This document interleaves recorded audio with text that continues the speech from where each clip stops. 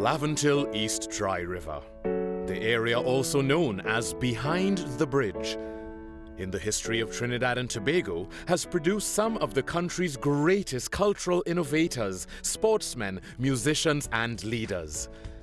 Yet sadly today, as the social challenges facing the community steal the spotlight, we often forget the significant contribution this community has made to national development. From an early age, Roy Augustus set out on a mission to show in his own life that good things continue to come from behind the bridge. I was born on St. Paul Street, and I spent the first 29 years of my life in St. Paul Street. But all my involvement in community work and in organizational life was as a result of the influence that I had working with Ivan Williams in my early teens. Raised by his mother, who was a devout Catholic, Roy Augustus still continues the traditions he learned as a child. I like to think that the principal influence in my life was as a result of the strong black woman called Alexandrina Augustus, who was my mother. She passed in 1993, just after I went to Rosary as principal. So I was happy that she at least saw me attain one of the pinnacles of my profession before she passed away. My mother's influence had to do with discussion, with pointing out what was right and what was wrong, and particularly our religious upbringing. I'm a Roman Catholic. I attended church every Sunday then, and it's a habit that I continue. I continue to attend church.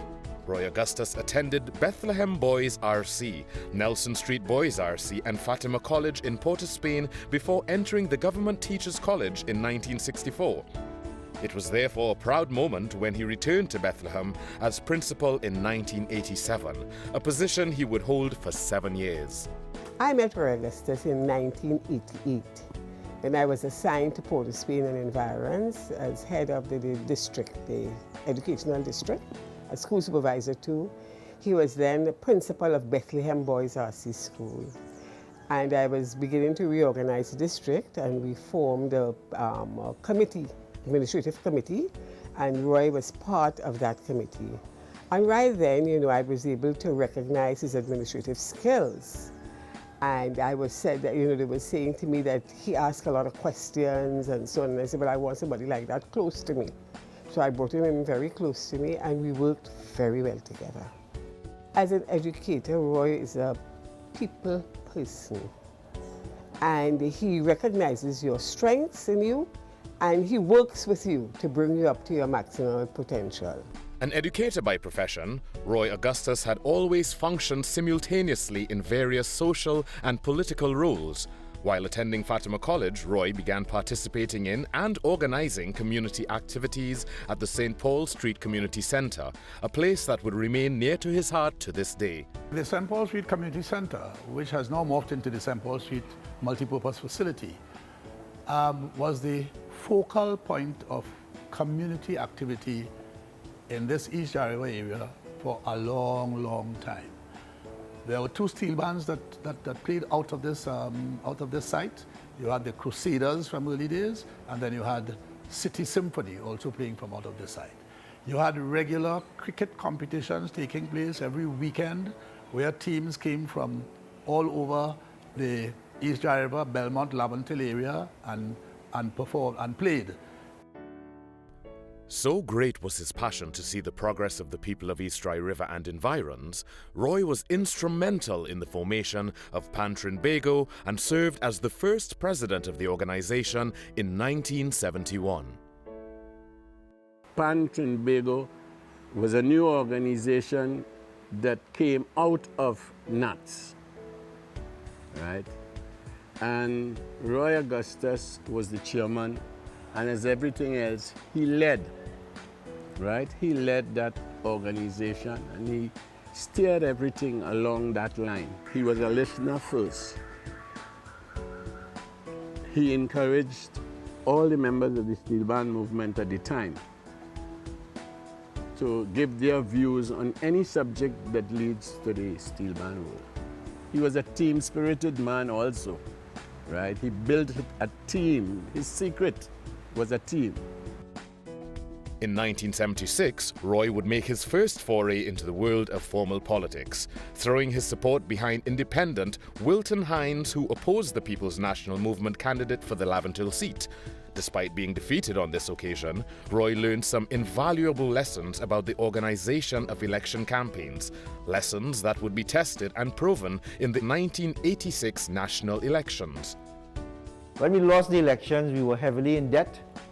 Our political leader, Carl Hudson Phillips, could not find work in the country. He had to go to Grenada to do the prosecution against the death of the then bishop and other members of his government.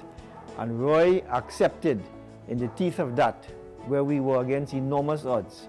We were in debt, we had no home, our supporters were dispirited about the issue of change. Roy assumed the mantle of the chairmanship of the Organization for the National Reconstruction and began the process of rebuilding and reconstructing a party, taking into consideration the message that the population sent to us in 1981. The message they sent is that you were not ready for government.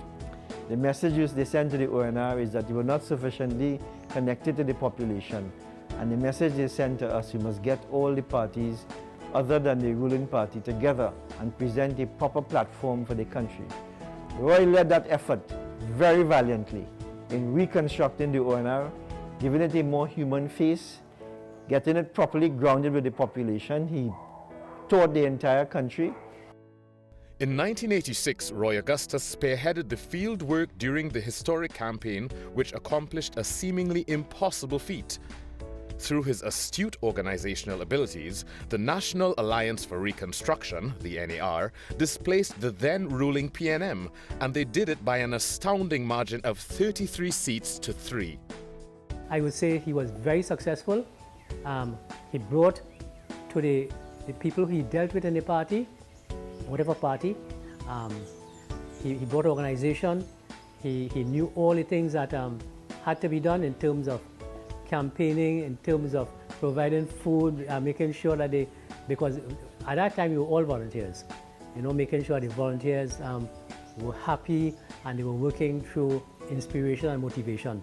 And that is what Roy was good at, and he continued that. And as a party organizer, I think he was very, very skillful.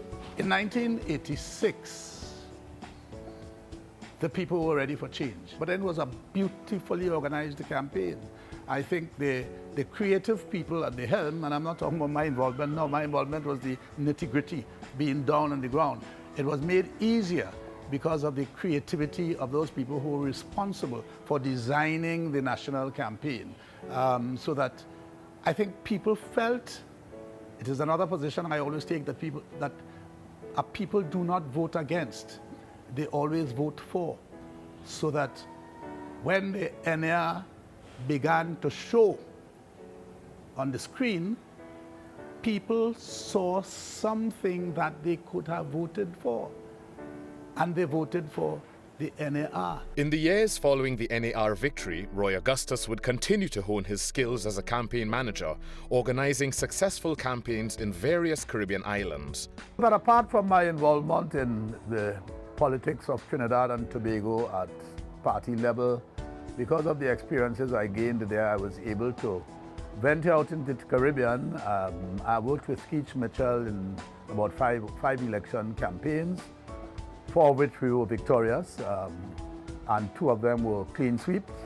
So I was part of the campaign teams in all those campaigns. And then one that I'm extremely proud of is working in Antigua, where in 2004, working with Baldwin Spencer, we were able to break the monopoly of the Bird family that had been operating the Antiguan politics for 26 years. And I continued working with them up to this year. This year we were not that successful, however. I also worked in Nevis, where Joseph Parry, I was able to assist Joseph Parry in winning an election. I haven't been back since. It was not until 2001 that Mr. Augustus answered the call to become involved in parliamentary politics, accepting the opportunity to serve as an opposition senator for the United National Congress in the 6th and 8th Republican parliaments. He would also serve as minister in the Ministry of Education. Then I was happy to see that eventually, in the year 2000, he became a minister in the government of Trinidad and Tobago, and he did his work assiduously and conscientiously. and with great fortitude.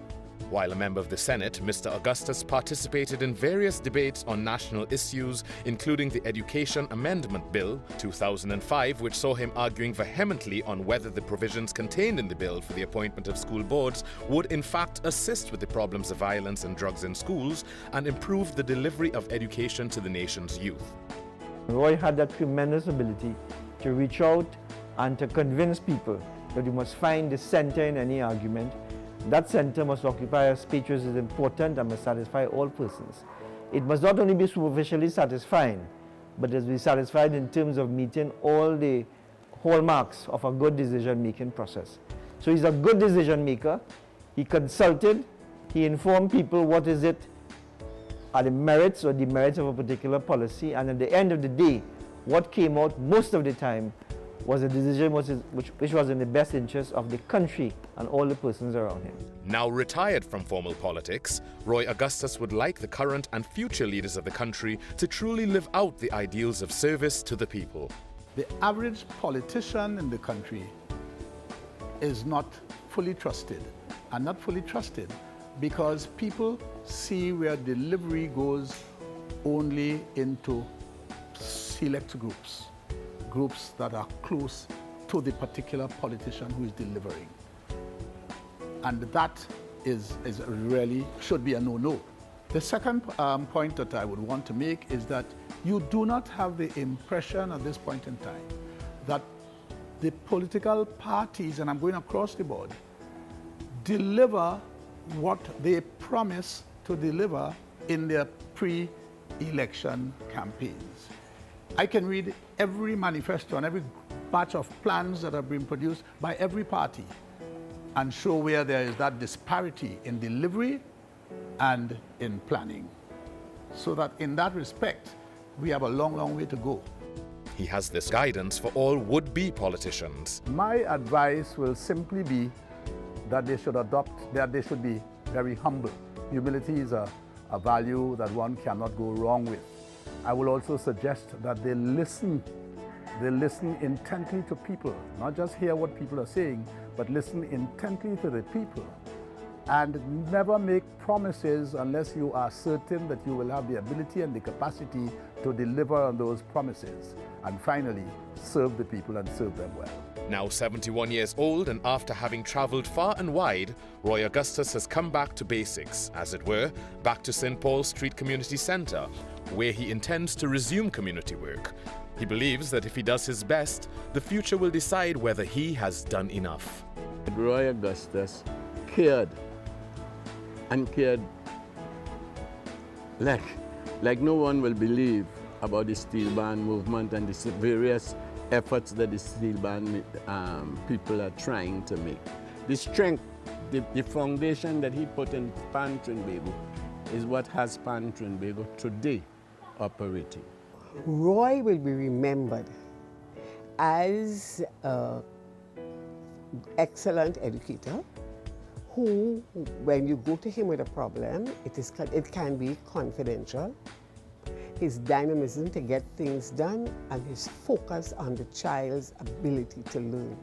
My involvement in every sphere of activity, whether it be education and teaching, whether it be in the politics, the practicing politics, or whether it be in the cultural movement via the steel band movement, I will opt for those very avenues again. I will not change anything.